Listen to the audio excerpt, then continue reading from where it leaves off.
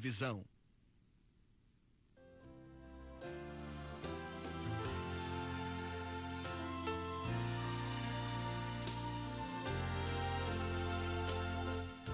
Estamos de volta. Para esclarecer algo que você falou ainda há pouco, e é um fato, né? Eu acho que nós precisamos falar um pouco sobre este assunto. E é um fato que sempre precisa ser lembrado que cada crente nascido de novo ama a Deus.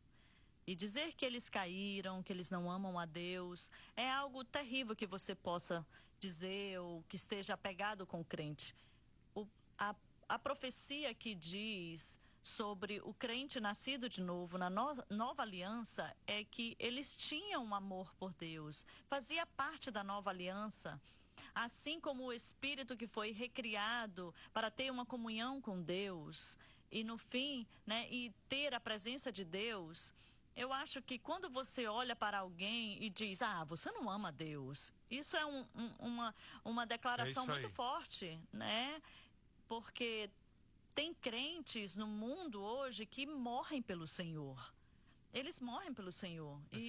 Mas eles estão lutando com o pecado e eles não entendem isso. E nós não queremos dizer isso. Mas eu também digo isso aqui novamente, eu espero que eu esclareça isso, que o amor que Deus nos dá, da redenção, aquela experiência do nascer de novo, precisa ser cultivado, precisa crescer, precisa ser moldado, né? E quando o crente está andando certo com Deus, aquele amor pode crescer, pode produzir frutos para com Deus e com as pessoas. E nós entendemos novamente a mensagem da cruz e a habilidade de amar a Deus, e vai expandir e vai nos afetar, vai nos mudar.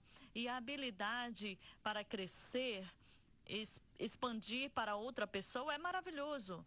E eu acredito que a experiência do nascer de novo para estar e dizer que você não ama a Deus, é muito sério essa declaração. Aí, você não ama a Deus porque você não tentou, você não ama a Deus o suficiente. Isso é uma ignorância. Bem, o que você tem aqui, você tem pregadores que estão tentando encontrar uma solução para o problema. Certo. E eles estão buscando no lugar errado.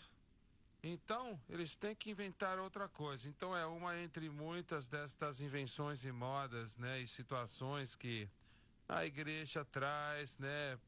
Sabe, aquela maldição familiar ainda é, em alguns círculos, uma das maiores. Se você tem problemas, é porque o seu tataravô fez algo errado. Então, né? O julgamento vai vir sobre você. Olha, isso é algo terrível. Olha, é tão antibíblico. Fomos falados claramente na palavra de Deus que o pecado dos pais não visitarão os filhos. Em outras palavras, eles não têm que responder e prestar contas com o pecado dos antepassados. Não respondemos para Deus o pecado de ninguém, a não ser nós mesmos. E, sabe, você tem que ir para um padre que entende essas coisas, ele vai impor as mãos de você e repreender essa maldição familiar, um pastor, e você ficar bem. Por favor. Vamos começar. Olha, existem todos os tipos de maldições nesse mundo. O mundo está cheio disso.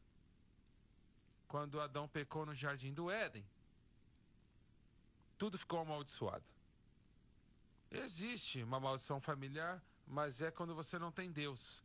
Mas quando uma pessoa, até uma pessoa na família aceita Jesus, uma só, muda a completitude de toda a família. Não quer dizer que os outros membros da família são salvos, mas quer dizer que algo bom começa a ser trazido para eles, até por uma pessoa dizendo sim para Jesus na família.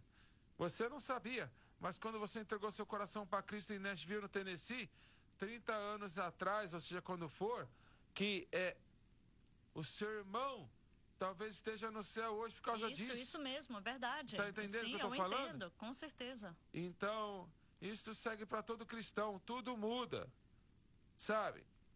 Me entristece ver pessoas que estão assim cheias de culpa. Olha, pensa só, o seu bisavô fez algo errado que você nem sabe que é, você não sabe de nada, e você está sofrendo por causa dele. Ah, é por causa do seu problema? Não, por causa do seu problema que você não está colocando a sua fé em Cristo e na cruz. Olha, Certo, coloque lá verdade, e mantenha lá, verdade. deixa ficar lá, Sem cante dúvida. sobre isso, Isso testemunho, mesmo. fale, louve, Louvado agradeça. seja Deus. E olha, 24 horas por dia, 8 dias por semana. Amém, aleluia. E você vai descobrir que a sua situação vai se transformar. Satanás odeia inventar, né? Essas acusações. Olha, na verdade há um problema. Mas essa não é a resposta, então tem que ter algo diferente, né? Eu acho que eu escutei, toda vez que eu vou para um lugar, eu penso que eu escutei de tudo, aí algo novo acontece. Sabe? Alguém está inventando uma história nova aí para fazer eles acreditarem que a solução olha, a cruz de Cristo somente, senhoras e senhores, é a solução para o dilema do homem. Não há outra solução.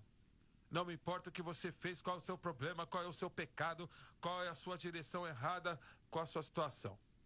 Se você se voltar para Deus, para Cristo, entendendo que Ele é a fonte de todas as bênçãos que recebemos de Deus, e que a cruz, como o Jim mencionou um momento atrás, a cruz é o meio pelo qual tudo é feito. Coloca a sua fé lá, não deixe ela sair de lá. Olha, Satanás vai lutar contra você, vai fazer tudo o que ele pode para te enganar, fazer você cair de cara no chão e você se desviar, falar desistir, eu tentei, mas não funciona. E ele venceu. Olha, se ele fizer isso. Mas se você estiver firme, se você se agarrar naquela mão ensanguentada, se você crer em Deus, eu te garanto o seguinte, que a vitória será sua em nome de Jesus. Amém. Irmão Swagger, eu tive que lidar com isso sobre a maldição hereditária ensinado na minha igreja. E até recentemente, uma senhora na minha igreja mandou uma mensagem para mim, porque ela sentiu que, por causa da sua vida, do passado, ela foi amaldiçoada. O cristão não tem passado. E o seu passado está debaixo do sangue. Então não vai ser trazido novamente, você nunca mais vai lembrar. Está debaixo do sangue. Mas ela sentia que o seu destino era de ser abençoada e que nada ia dar certo, porque ela teria que viver com a sua vida desta maneira. E eu vi assim que ela não está mais debaixo da maldição, o seu passado já foi lavado. Bem, esse é o problema que Satanás levanta na igreja. Para ser honesto com você, ele vai fazer com o homem de Deus mais santo. Ah, você cometeu um pecado mês passado e você vai ter que sofrer por causa disso agora. Sim, sabe, o Randy Travis, um cantor country, disse ele disse que é isso que Satanás quer fazer. Já escutei esse nome, né? Mas não conheço a música. Então era uma música muito grande, muito bacana para ele. Mas tudo bem, o Satanás gosta de cavar ossos, né?